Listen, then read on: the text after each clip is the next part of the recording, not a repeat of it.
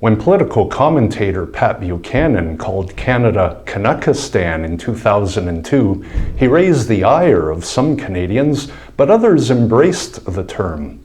How accurate was Buchanan in equating Canada with communist regimes? And why should it matter, given Canada's relatively small stature on the global stage? Well, Americans would do well to study the Canadian example, as what happens in Canada eventually filters south into the United States. Consider that abortion was legalized in Canada in 1969, followed by the Roe v. Wade decision in the US in 1973. Gay so-called marriage was legalized in Canada in 2005, with the US gradually following suit state by state and then nationally in subsequent years.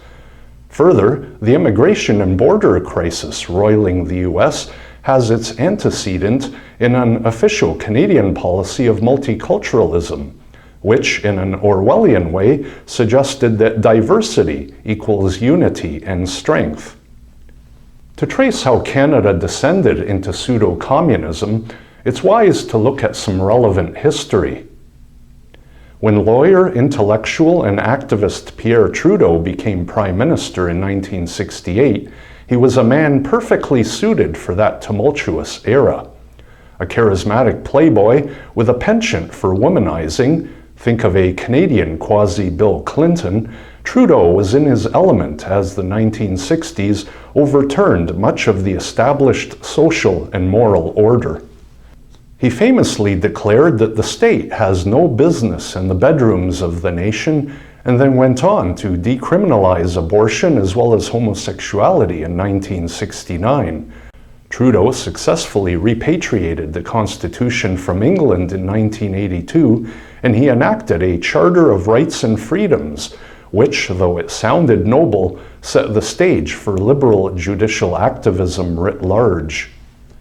When the former Chief Justice of the Supreme Court of Canada, Beverly McLachlin, depicted the Constitution as a living tree, she basically said it was a document that could be molded into anything the courts thought it should be, and it was. Her philosophy wrought more chaos, including the complete striking down of any laws limiting abortion by 1988.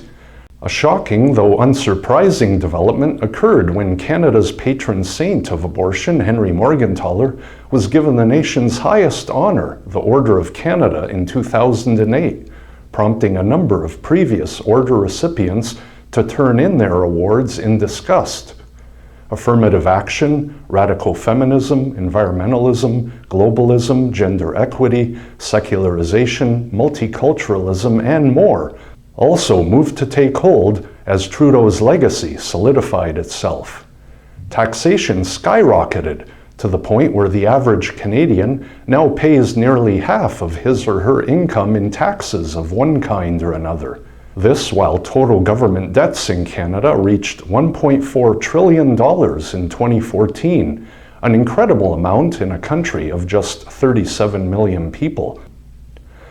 So-called human rights commissions were established over the years with questionable frames of reference and rules of evidence to prosecute anyone who departed from a culturally Marxist ethic.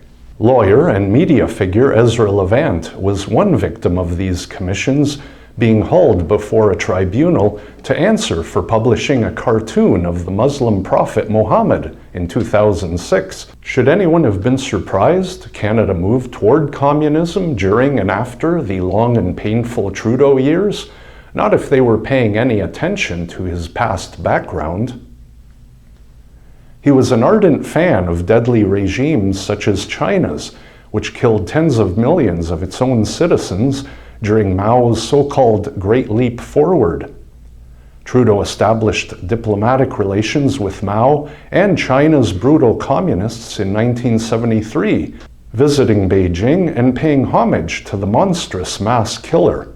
Trudeau spoke then of the genius of the Chinese system that he said is striving to provide human dignity and equality of opportunity for the Chinese people. Trudeau was also a lover of another communist dictator, Fidel Castro, in Cuba. True to communist form, Castro was pouring troops into Angola in 1976 when Trudeau visited him. Nonetheless, the two men developed what was described as a very warm rapport. They appreciated and respected each other's intellect and courage and became the best of friends. Trudeau did it all with brashness and brawn, taunting "just watch me" to anyone who questioned his paths of action. Unfortunately, later governments, whether liberal or conservative, failed to undo the damage caused during the Trudeau years and in fact perpetuated it. These subsequent governments embraced a globalist agenda in earnest, with even conservative leader Stephen Harper attending the elite, secret, and globalist Bilderberg Conference in France in 2003 prior to becoming Prime Minister. That all leads to the current Canadian nightmare under Trudeau Mark II. Justin Trudeau has not only been inspired by his father's ideology, but taken it to the most extreme heights, wildly embracing abortion, LGBT rights, globalism, environmentalism, radical feminism, and other communist platforms with glee. Though he has come to be seen as an incompetent boob by many, make no mistake that Justin Trudeau is in fact a very dangerous man who has thrown astronomical sums of money at propping up his radical agendas. Trudeau Mark II had no compunction about telling a crowd he admires China's current basic dictatorship. These are the very descendants of the monstrous Chairman Mao. There's a level of admiration I actually have for China because their basic dictatorship is allowing them to actually turn their economy around on a dime and say we need to go green as fast as we need to start investing in solar. I mean, there is a flexibility that I know Stephen Harper must dream about, of having a dictatorship that he could do everything he wanted, that I find quite interesting. Trudeau has also defunded any organizations, mostly religious ones, that do not bow and pay homage before his radical abortion and LGBT policies. Organizations that used to receive government funding for summer student programs have been cut off if they don't sign pledges to adhere to those policies. There's little doubt Canada is in the midst of a quasi-communist nightmare. The question is, what can be done about it? There are some rays of hope.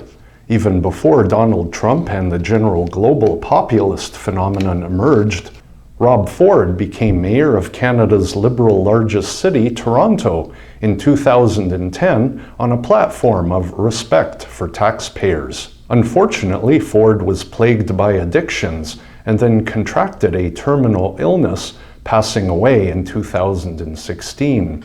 However, his brother Doug rose from the shadows and became leader of the entire province of Ontario, Canada's largest, this past June the 7th, on a populist and fiscally responsible platform similar to that espoused by his late brother. The Ford's victories have sent a resounding message to political elites in Canada that it's no longer political business as usual. With Donald Trump electrifying the US, Brexit still in force in England, the ongoing influence of Nigel Farage, Viktor Orban telling George Soros and globalists to take a hike in Hungary, populist Prime Minister Giuseppe Conte in power in Italy, and more, there is finally hope and encouragement that Canada's communist nightmare may be coming to an end. For Canadians, it can't happen soon enough. Alternative media need to provide an alternative to the mainstream media that too often are a mouthpiece for the pseudo-communist agenda. That's where InfoWars and other alternative media outlets come in. It's vital that all of us support these alternative outlets so that they are strong and able to provide a credible alternative to the mainstream voice that is still influencing so many.